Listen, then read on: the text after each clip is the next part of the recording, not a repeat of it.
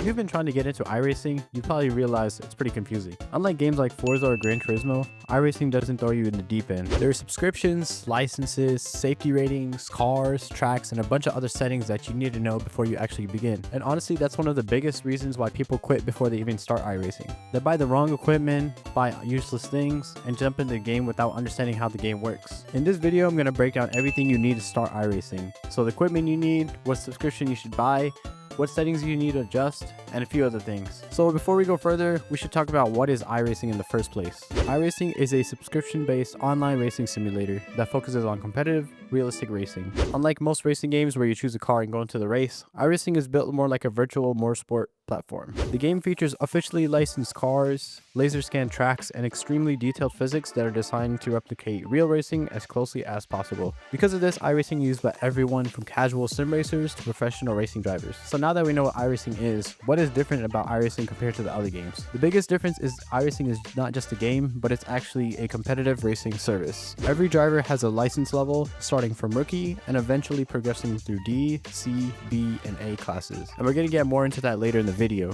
Your license progression is determined by two different things. You got your safety rating and you got your skill rating. The safety rating system tracks things like crashes, off tracks, and unsafe driving. This means iRacing rewards clean racing and not just winning. You can be the fastest driver on the track, but if you crash, you could struggle to move through the ranks. This creates a much more realistic racing environment because it teaches you the same things real racers have to learn: consistency, awareness, and racecraft. So now that we know what iRacing is and what makes it different, let's talk about what you guys actually need to start playing the game. And the thing is, you don't really need a crazy setup to start. The first thing you obviously need is a PC. iRacing is not available on console yet, so you do need a gaming PC to start. For a comfortable experience, I recommend 16 gigabytes of RAM, a decent enough graphics card, and at least 500 gigabytes of storage. You don't need a $3,000 gaming PC, but you do want something that can maintain a consistent frame rate. In sim racing, smooth performance is better than having every graphics setting turned to the max. 100 frames per second is much better than a game that looks amazing but constantly drops frames. For your monitor, I would recommend at least 1080p. A higher refresh rate monitor is definitely the way to go. If you can get a 165Hz monitor, you'll be in a good spot to start. But if you're on a budget, 60Hz is good too. They regularly have gaming monitors on sale at Walmart, Amazon, and Newegg. I've linked a nice monitor that you can start with in the link below. But yeah, even if you start on a worse monitor, it's okay. Your driving ability matters way more than your monitor. A lot of people think they need triple monitors or an ultra-wide setup immediately, but that's something you can upgrade later. So the biggest difference when playing a normal racing game like Need for Speed or Gran Turismo or Forza is definitely going to be the wheels and the pedals. But you don't need an expensive setup to start. The best option at the beginning, just to get your toes wet, is definitely going to be the Logitech wheels. A used Logitech G29 is probably one of the best options. It gives you everything you need: string input, force feedback, and a good set of brake and throttle pedals to begin with. They regularly go on sale on Facebook, but I'll link a set on the link below. And also, you don't need a dedicated racing seat right away. A simple desk setup is fine for the beginning. I think the biggest mistake beginners make is spending thousands of dollars on equipment before they even know if they're going to enjoy the game. So start simple, learn the fundamentals, and you can upgrade later. So now that we got the requirements out the way, let's see what subscription you should get. So if you've never tried iRacing, or if you've never tried sim racing in general, I would highly recommend just get a 1-month subscription and turn off auto renew. That gives you enough time to actually experience iRacing and figure out if it's something you actually want to commit to. And don't judge the game after one day. There's a learning curve and it takes time before everything starts clicking. But if you do decide that you do want to go deeper into the iRacing community, and if you can't afford it, get the annual subscription. It's going to save you a lot of money over time because the monthly cost, if you divide it by 12, is less than the monthly subscription. So if you can get that annual subscription, you're going to save a lot of money. So now you got your subscription, you got your peripherals, you got your PC, you got your monitor setup. Now it's time to get into the actual game and set everything up. And you want to do this before you actually get into a race. The first thing I recommend is prioritizing performance over graphics. So having smooth gameplay is much more important than making the game look a little bit better. So definitely, mess with the settings. Try to get your frame rate to be as smooth as possible, which is going to be more important when you're going wheel to wheel with other drivers than the game looking pretty. So after you got your graphics set up, next thing you want to do is calibrate your wheel with pedals. So iRacing has a pretty strong calibration tool that you guys can use. It'll guide you through each step to set up whichever wheel you have. It's pretty self-explanatory, so I'm not really going to go deep into this video. If you guys do want a video, I can make that. But pretty much, just calibrate your tools. I mean, not tools, but your pedals and your wheels.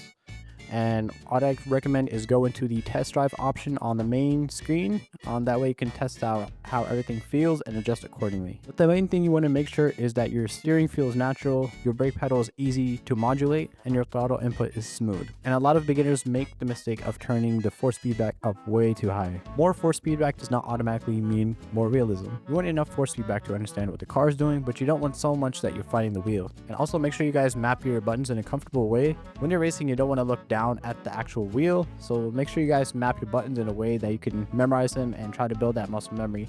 So when you're actually in the moment, you don't have to look down and you can press the right button at the right time. The less you think about pressing those buttons, the more you can focus on your driving. Also for the assists, it's personal preference, but I would highly recommend trying to learn everything without them, because the more you guys drive, the more your habits will be based around, what settings you have. So if you have the assist turned on, it'll be harder to unlearn them later on. So I would recommend turning them off, but if you have some kind of disability or handicap, then definitely leave them on, depending on what your preferences are. But, if you don't need them, eventually the goal is to turn off all the assists so you can drive at the maximum performance. So now we're ready to race.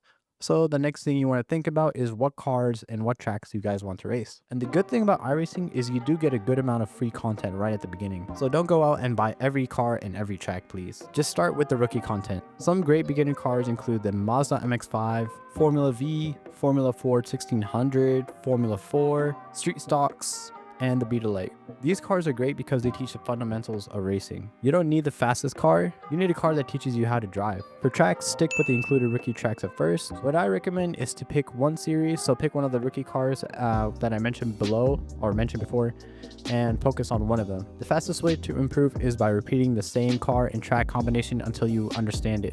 And also, if you guys have any questions or if you're trying to understand what the best way to practice iRacing is, I'll have 2 or 3 videos linked in the description below. So now that you picked one of the rookie tracks and rookie car combinations, the next thing you should do is try to move up or start to progress towards moving up to the D rank license. So one of the biggest questions I've seen from people who start or get into iRacing is trying to figure out if they should focus on the skill or the safety rating. And in my opinion, I think you should start on the safety rating. Your goal rookie is not to win every race. Your goal is to prove that you can finish races safely. So your goal is to understand the language of racing. You're learning how to race around other people, when to defend, when to back out, and how to avoid unnecessary crashes. And then once you build those skills, you can always add on more speed over time. A fast driver who crashes every race is not a good driver. And eventually, the consistent driver will become fast. And the thing is, the fastest drivers in the world are always getting faster. So definitely try to develop your safety and your self-awareness before you guys try to get faster. So now that you started racing and you're trying to build up your speed and safety,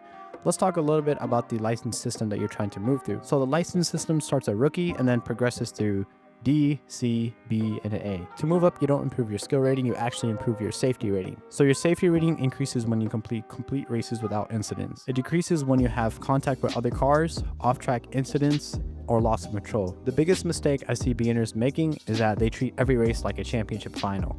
Your main goal should not be to finish first every time. Your primary goal should be to finish the race. A third place finish with 0 incidents is better than a first place with 1,000 incidents. So now that we've gone over all of that, here's a little plan to help you set up for the first week in iRacing. So on your first day, here's what you should do. Spend time setting everything up, calibrate your wheel, set up your FOV, learn your controls, do practice laps, and don't rush into races. I'll leave a link to a video I created to help you guys set up your FOV in the description below. After you guys do that, for the next few days, pick one car, pick one track, and learn everything about that combination. Learn your braking points, learn your racing line, and learn where you can push and where you need to be careful.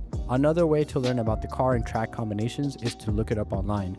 There's so many good tutorials on YouTube and online forums that will help you master your car and track combination. And then for the next few days, all you need to do is race. Focus on consistency, but don't worry about winning. Focus on finishing races, avoiding crashes, learning racecraft, and the speed will come naturally as you get more comfortable. So that's pretty much all you need to do to get into iRacing and start as a beginner. If you're brand new to iRacing, don't worry about being fast immediately. Your first goal should be to be consistent. Speed comes from learning your car, learning your track, and putting in clean laps. And once you learn those fundamentals, iRacing will definitely open up to you. It will definitely become one of the most rewarding experiences you guys can experience. And if you guys do want to improve and keep improving at iRacing. I have a bunch of other guides and tutorials on my channel that you guys can check out, and I will leave a link to all of them in the description below. That's pretty much all I had for this video.